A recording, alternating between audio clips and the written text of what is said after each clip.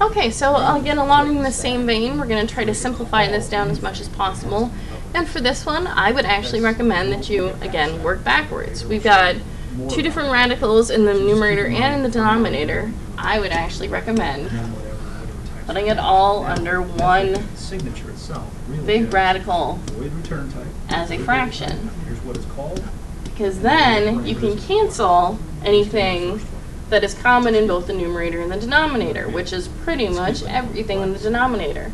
Because 24 and 2 share a common factor of 2, so you can divide both the top and the bottom by 2, that will become a 1. This will become a 12.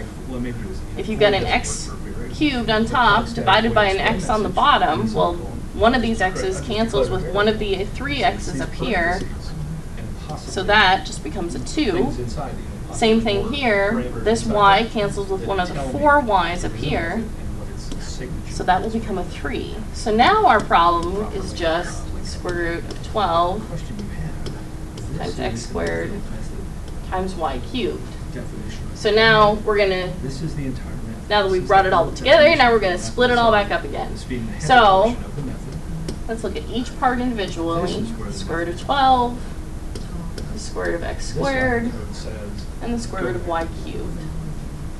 Okay, so the square root of 12, again, I'm going to ask myself if there are any perfect squares that go into that, and there are. The number 4 goes in there, so that will become the square root of 4 times 3. Now the square root of x squared is just x, so we'll go ahead and simplify that one right now.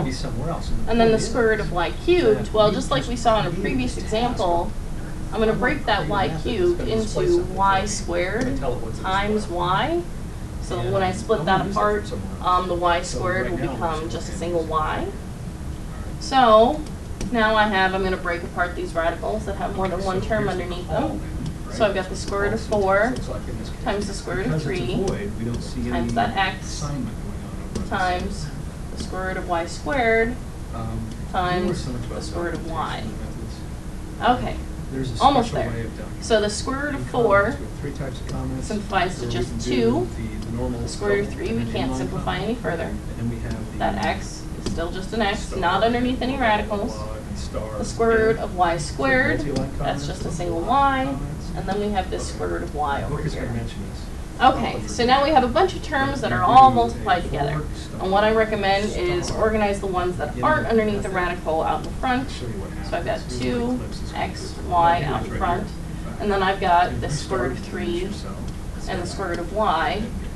And you could leave it like this, but the more correct way is if you've got 2 radicals left in your solution, you should combine those things together under one radical, as we've seen, which is perfectly okay.